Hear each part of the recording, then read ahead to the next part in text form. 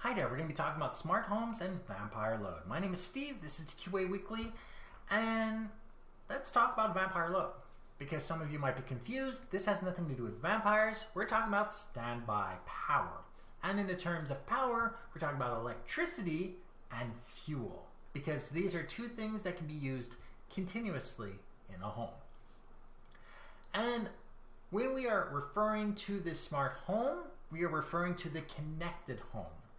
Many of your devices, even in a traditional home, experience either a hard off, so a real power off, which is normally with a switch, or a soft off or standby power. And devices that have standby power include computers, monitors, microwaves, ovens, alarm clocks, TVs, consoles, your cable box, or basically any other device that you can turn on and off with a remote. This also includes your thermostat. Other devices like your fridge and freezer are always on. There's always a power draw in your house unless you physically turned every breaker off. So that is a vampire load. And on your electrical bill, you have some sort of idea of how much power is required for your home, whether it be electricity or fuel. So there is that. And we're also used to the idea of conserving power. So we're all brought up with the idea of turning off the light when we leave a room, as well as changing the old style incandescents with LEDs and compact fluorescents. But then there's also the other problem where some of us just presume that some things are going to be more power efficient.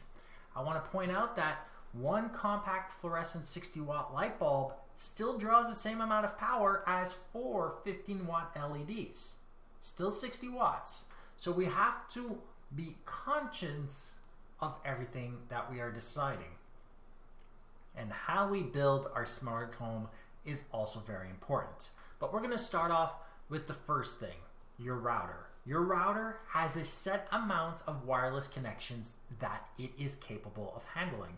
And it's also important that all of your connected devices be on a separate Wi-Fi that you can turn off even remotely just in case something happens, since smart homes use Internet of Things devices and they are more often targeted for different kinds of DDoS attacks as well as hacks inside of homes. So having an extra layer of security is going to be important. Setting it up properly is also going to be important, and properly is also preferential. So if we use light bulbs as an example, if we're talking about a kitchen light with a fan where all three lights are in the same place, it's probably a bad idea to have each one of them individually addressable unless you want to be able to change their color. Because 3 light bulbs that are in standby mode are going to take a lot more power than a smart switch. So in some places, having a smart switch controlling a few light bulbs is actually a better idea than having only individually addressable light bulbs, because, like I said before, your router only has a set amount of wireless connections that it can do at a time. Then in some bigger rooms, you might want to have individually addressable lights, because whether or not you have one or more switches, it might be the fact that they're not necessarily all in the same place. In some cases, it might be a benefit to having that. And of course, maybe you're looking for a specific look. But either way, you have to be conscious that sometimes it's not worth having every single one of those devices be smart themselves. Maybe they be on a smart circuit. And that will help you alleviate some of the internet congestion that occurs from the number of connections, as well as how much standby power you're going to be getting. But some devices are more useful than others. So let's use a thermostat and you. If for some reason you had to leave for an emergency and you have a traditional thermostat where you set a timer, your house is just going to continue warming and cooling as it normally does by the timer. But if you have a connected thermostat, you'll be able to remotely turn off the heating or cooling, or even set it differently while you're gone, effectively reducing the amount of electricity and fuel that you would be expending while you are gone. And some smart households also have the ability to react to voice command, as well as presence of various devices and people in the homes. This is obviously dependent on your setup.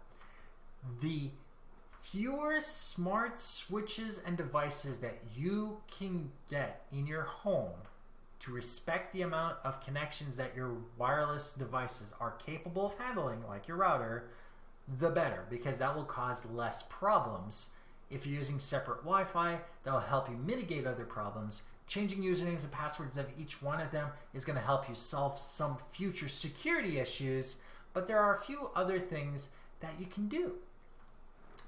Various types of devices usually are connected with other ones. So things like computers, which always draw power, if they are set up with surge bars or UPSs that have master switches that turn off connected devices when they're not being used, may help you save power in other places. So having a surge bar or a UPS battery pack that allows you to turn off things like the monitors and printers and all that while your computer's off might save power where you would be connecting more devices in your home. If you can find a way to cut some of the standby power being used in favor of others, you may actually come out to a net zero or a net positive in power usage. So at least you will be trying to save some money in that way. And of course, it also depends how you're getting your power. If you're getting your power for next to nothing, it might not bother you to spend a few more dollars a month. If your power is based on fuel, it might depend on the cost and how you feel about it when it comes to the ecology. And of course, if you're generating it yourself already, it will depend on whether it's wind powered or solar power and whether or not you have a battery pack. If you have a battery pack and you can store the power and adding all of this doesn't cost you more in electricity or fuel, then there might not be an issue for you when it comes down to the standby power. So ultimately, you're going to have to look at the entire fabric of your environment. Are you willing to use a little bit more power? Are you able to save power in other ways? How is it going to be all set up? As long as you analyze the security of devices, your ability to connect them all together, and how they're connected to each other, you should be able to build out your smart home without costing too much beyond the initial cost. And I do suggest that you start slowly.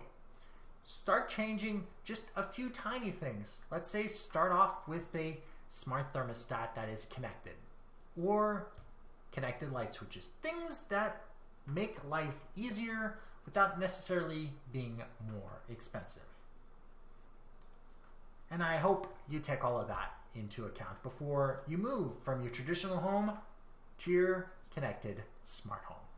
Like this episode if you like it, dislike it if you didn't, share with those that can benefit from this, and don't forget to subscribe. And if you have any questions, comments, suggestions for topics, email me at ask@tqaweekly.com or go to my website, tqaweekly.com, where you can see the show notes on this episode, past others, find other ways of subscribing, and of course use the contact form to email me directly. And if you want to see me play video games and ask your questions live, head over to tqaweekly.com/zaxis1981, where I normally stream Friday, Saturday, and Sunday from 7 to 9 p.m. Eastern Time. I'm only streaming on Friday this week, and you'll be able to ask your questions then and there.